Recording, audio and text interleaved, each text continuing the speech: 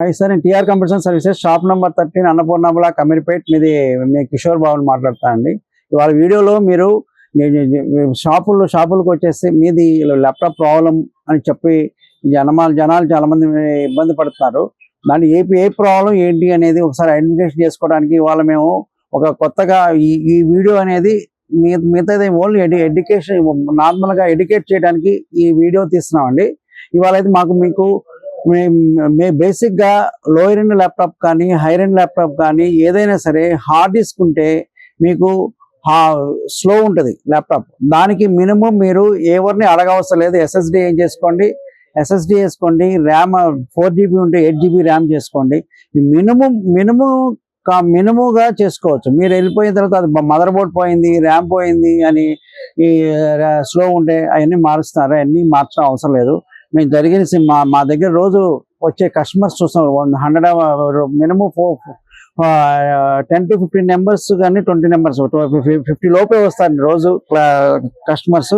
ఏమండి, laptop speed పెరగాలి అంటే ఎస్ఎస్డి ర్యామ్ పెంచుకోవాలండి. దానికి ఇంకోటి ఏంటంటే బ్యాటరీ కూడా చెక్ చేసుకోండి.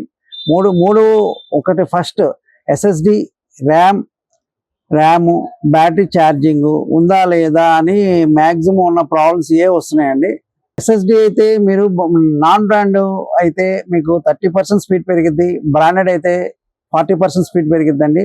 ఇప్పుడు ఎస్ఎస్డి మినిమం మెయిన్గా ఎస్ఎస్డి మాత్రం ఏం చేసుకోండి. స్లో అయితే ల్యాప్టాప్ అయితే మార్చుకోవసరం లేదు. కోటుడు అయినా సరే, i3 అయినా, i5 అయినా, i7 ఏ ల్యాప్టాప్ అయినా కొత్త ల్యాప్టాప్ తీసుకున్నా కానీ హార్డ్ డిస్క్ వేసుకుంటే స్లోగా ఉంటుందండి. ఈ ల్యాప్టాప్స్ అన్ని ఇప్పుడు ఇట్లా ఈ వేలో వేసుకోండి. కొత్త ల్యాప్టాప్ కొనుక్కోపోయినా పర్ల పాత ల్యాప్టాప్ రిపేర్ చేసుకొని వాడుకోవచ్చండి. ఎస్ఎస్డి ర్యామ్ వేసుకుంటే పెంచుకోవచ్చు. దానికి సపోర్ట్ అంటే బ్యాటరీ ఉంటుందండి. ఆ బ్యాటరీ ఉందా లేదా చెక్ చేసుకోండి.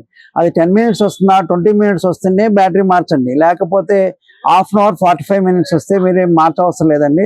ఆ బ్యాటరీ ఇంకా ఎక్కువ కావాలంటే మినిమం చెక్ చేసుకొని 2 hours 3 hours వస్తున్నాయి బ్యాటరీస్ ఉన్నాయో తీసుకోండి.